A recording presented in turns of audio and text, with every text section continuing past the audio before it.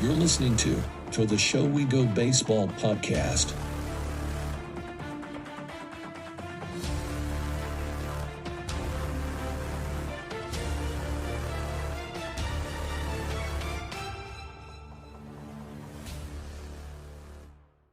Where's your favorite place to golf? If you could pick one course or one place to go. Oh man, I would probably say TPC Stadium course. It's unaffordable, completely unaffordable. I don't know what happened to golf in 2020 when COVID happened.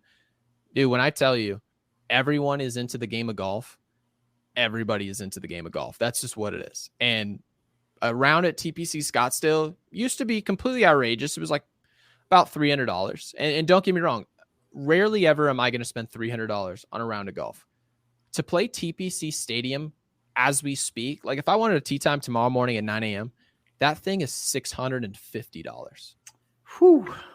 Never going to happen. And of course, now that I'm married, it's surely to never happen. So unfortunate, but we'll see what happens with this YouTube show. Because if it really takes off, I guess we'll write it off on taxes.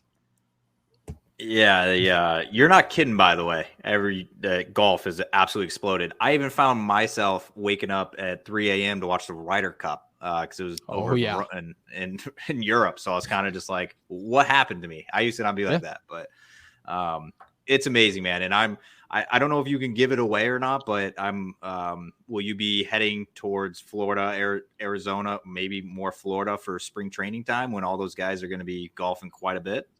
Yeah, so Florida, definitely Florida, and I mean that was our plan. We actually have a couple cool collaborations that are going to be coming in down the road. Like we actually have a foursome. It's going to be myself, my partner, and then it'll be Ken Griffey Jr. and Grant Horvat. So we just have a couple people. Yeah, and of course. It's all about just like meeting people and getting an opportunity to collaborate, because when you do that, everyone always looks at podcasting and every field as a competition. And I don't see it that way. I really don't. And of course, me growing up and then becoming a Yankees fan and then growing a larger platform on Yankees Twitter, I've told people before, I don't like Yankees Twitter. I don't enjoy it. I don't enjoy most people in it because it's very high school. It's very much so that if Gary grows, then Talkin' Yanks is being taken away from, or Talkin' Yanks is growing and Gary's being taken away from. I don't see it that way. I see it in a world where everyone can eat because you're basically fighting for the scraps. That's just the way it is. There's so many eyeballs to go around that you don't need to take anyone's audience to grow. And so once I started to look at it like that and stop being so bitter about who's being successful, who's sinking or swimming, it's made it a lot easier to almost reach out and to make these people normal. Yeah, I don't know if you obviously you know who Grant Horvat is with him coming on, but he hopped on he just did a collaboration with the Barstool Golf guys, the Foreplay Pod. And I was listening to that episode, I think it was about a week or two ago, and he was kind of saying that he was just like, Grant's like model is just like, I don't see, he doesn't see that as competition of like, oh, well, Bob Does Sports is getting all these views or whatever. Like he wants to collab with them as much as possible, because that's both audiences all in one. And it's like you're gathering from two sides. So I think it's the way you have to go about it these days, especially with like you said, there's so many channels out there and there's so many eyeballs that can go around too. So people they just take it so serious. I mean, they'll legitimately think that, okay, well, I'm a Red Sox podcaster. The number one Red Sox podcaster in most people's eyes would be Carabas. And people will think that, okay, well, in order for me to be a Red Sox podcaster, I have to convince people to stop watching Jared and to start watching me. So they feel like their competition is Jared. They have to be better than him. And in my opinion, you don't. You can end up being bigger just by doing what you do. And people just don't see it that way. We haven't gotten to that place, and I probably blame social media for that. It's almost like this you versus us type of deal.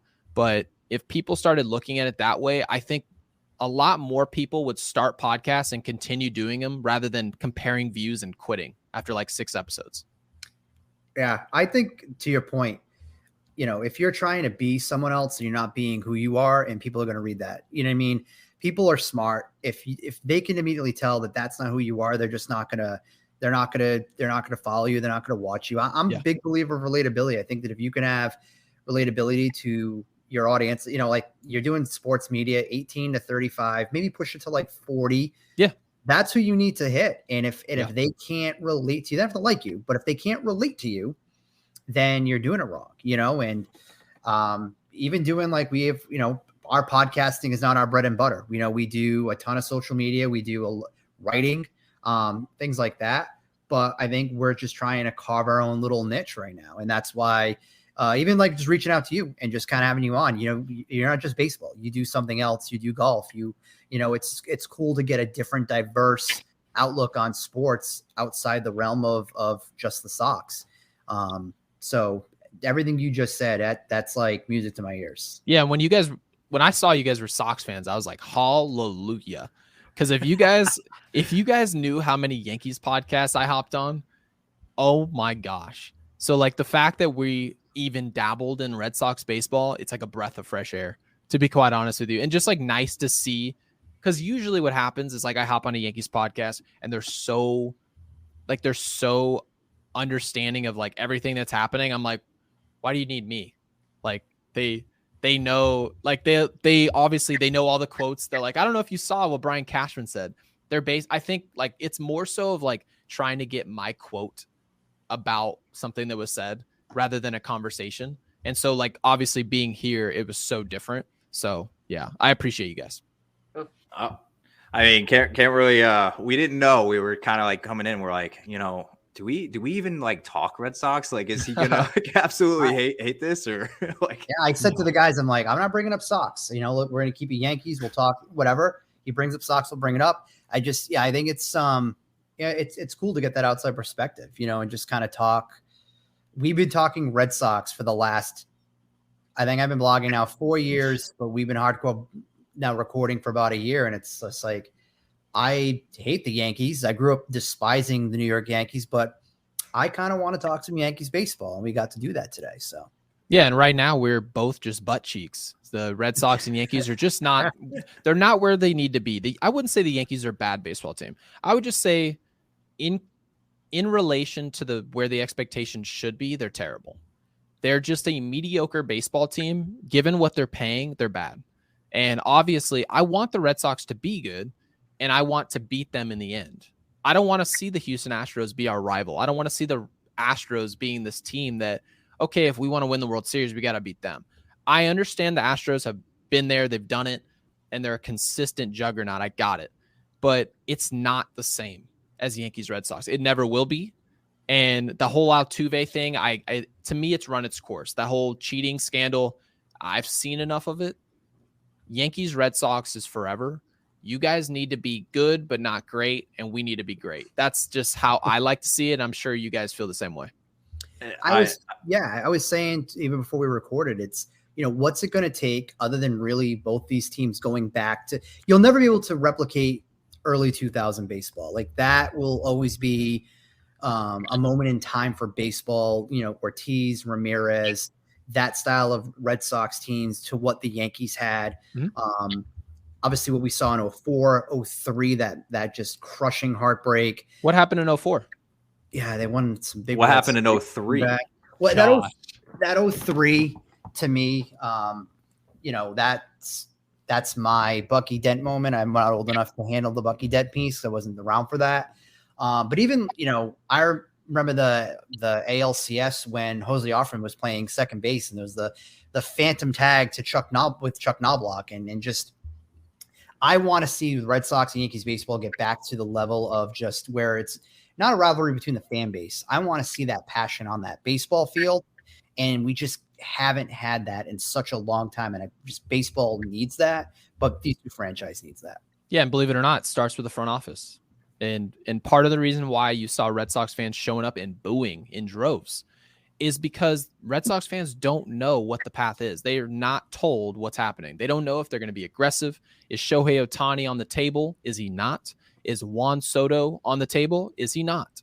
No one has a clue. The Red Sox can come out and drop $425 million on Ohtani tomorrow. It could happen. Like legitimately, Red Sox fans are talking about it actually more than we are. That's how much it could happen. And New Balance, actually, I believe they're founded in Boston. I think their headquarters is there. So it makes a ton of sense from Ohtani's point of view. But the reason it doesn't is because the Red Sox aren't winning. That's essentially the only reason why you can say that Ohtani wouldn't consider Boston, maybe the East Coast thing.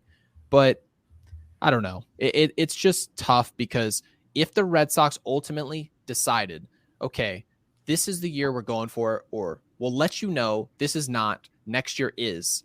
And then the Yankees decide that Juan Soto is a can't miss guy. We have to have him. They go get him.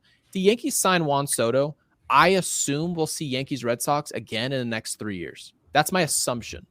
So the first step, I guess, is Juan Soto. And if that happens, phenomenal. If not, I guess I'll see you guys on the podcast next year where we're both talking about 80-win teams. I'll tell you what, man. It's 2021 was, I know it wasn't a great ending for either one of our teams, but 2021, that was as close as it's gotten to Red Sox Yankees. Like that playoff game was incredible. And my fiance is not a baseball gal. She grew up in St. Louis, so I guess she was a Cardinals fan, but I watched that game with her in downtown Boston, and she was like screaming. And I'm like, I looked at her, I'm like, what the hell is going on? Whenever the Yankees and Red Sox are playing that playoff game. And I'm just like, what on earth is coming out of her like mouth right now? I've never seen this with a sporting event. So I want that passion back. Like Chris said, like Red Sox Yankees brought that out of her, and just like the vibes at the bar I was at, it was absolutely insane. And I am ready for that to be back.